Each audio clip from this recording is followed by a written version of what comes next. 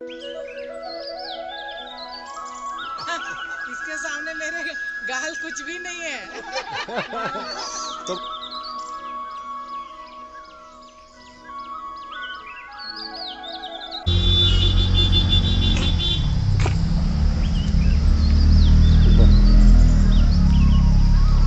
तो friends, good morning. मैं हूं आपका होस्ट राम कुमार राठी। राज की बात कह दूं तो जाने महफिल में क्या हो। तो फ्रेंड्स, आज मैं एक राज का पर्दाफाश करने जा रहा हूं। और राज का पर्दाफाश क्या है कि ये मेरे एप्पल के प्लांट हैं। ये आप दिखाइए, ये मेरे एप्पल के प्लांट हैं। अब इनका पतझड़ का टाइम है, ठीक है। और ये मेरे नए प्लांट हैं जो मैंने ग्राफ्टिंग से तैयार किए हैं। तो ये इस लाइन में पूरे में एप्पल ही एप्पल है चारों तरफ। जहाँ पर नज़र दौड़ाओगे एप्पल के ही पौधे हैं।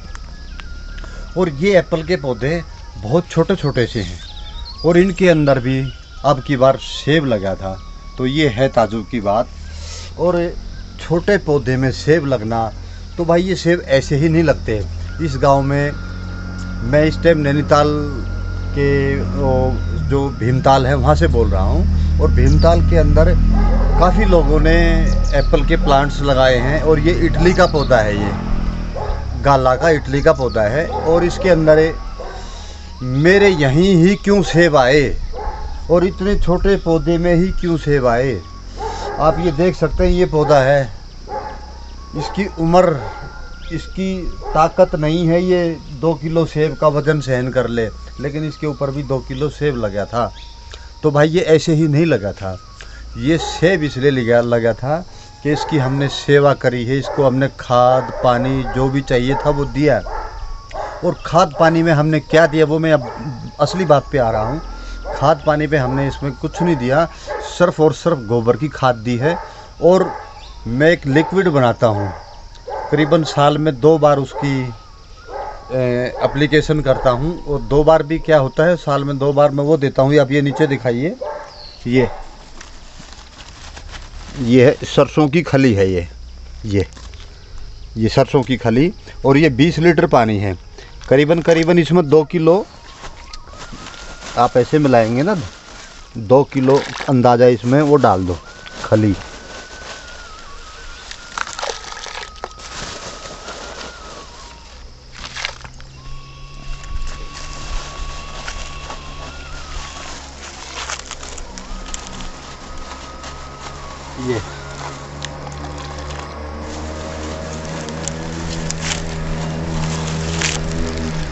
ये 2 किलो खली हो गई है। अब इसके अंदर मैं क्या डालता हूँ, ये देखिए। 20 लीटर पानी में करीबन 1 लीटर गौमूत्र। और वो भी कम से कम महीना 20 दिन पुराना हो, ताकि जितना पुराना गौमूत्र होगा ना, उस गौमूत्र के अंदर से एसिड की मात्रा थोड़ी सी कम हो जाती है। ताज़ा गौमूत्र में एसिड ज़्यादा होता है।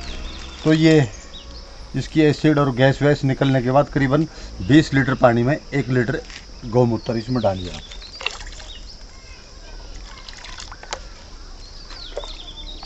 अंदाज़ा हो गया। ये बोलते हैं गौमूत्र डालने के बाद इसके अंदर हम हल्दी डालेंगे।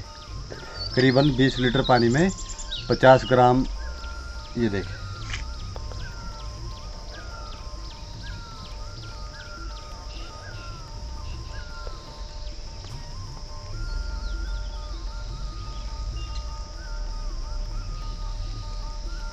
तो ये हल्दी डालने के बाद क्या होगा, हल्दी का काम होगा, इसके अंदर लिक्विड कंप्लीट तैयार हो जाएगा। तो जो इसकी जड़ों में फंगस हो जाता है, समय के साथ साथ हम गोबर की खाद देते हैं। गोबर की खाद में कई बार छोटा कीड़ा होता है एक सफ़ेद रंग का, वो भी जड़ों को खा लेता है। और विशेष करके बारिशों में इनका खतरा ज़्यादा होता है। तो भाई हम बारिशों के बाद ये एप्लीकेशन ज़रूर देते हैं। और ये हमारा ये तैयार हो गया है।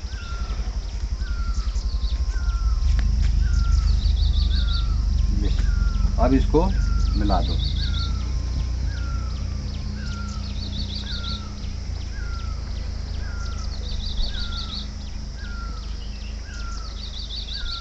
इसको इसको मिलाने के बाद क्या होगा, आप इसको कम से कम एक सप्ताह तक इसको छाया के अंदर ढक के रख दो।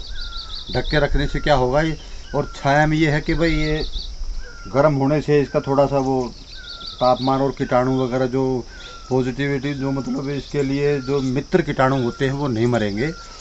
और इसके बाद जब ये गल जाएगा, अच्छी तरह मिक्स हो जाएगा एक सप्ताह में, तो हम 1-1 लीटर पानी हर पौधे के अंदर उसका घास वास खातवा वो हटवा कर खरपतवार हटा के 1-1 लीटर पानी हम उसमें डालेंगे इस लिक्विड को। और डालने के बाद ऊपर से हम 1 लीटर पानी और दे देंगे ताकि वो लिक्विड पानी के साथ घुल कर जड़ों में अच्छी तरीके से जाए और वो उर्वरक शक्ति उस ज़मीन की बढ़ जाए और कीड़ा वीड़ा है वो मर जाए उससे। हल्दी का काम यही है, क्योंकि ये इसके लिए जान है।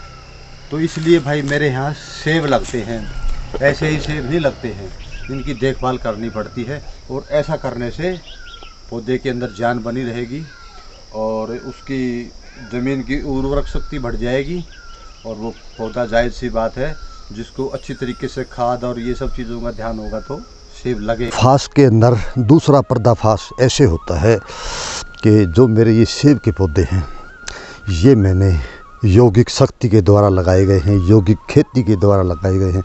आप कहेंगे यौगिक खेती क्या है? भाई यौगिक खेती ये है जो भगवान के साथ जुड़ करके, योग का मतलब जुड़ना होता है, भगवान के साथ जुड़ करके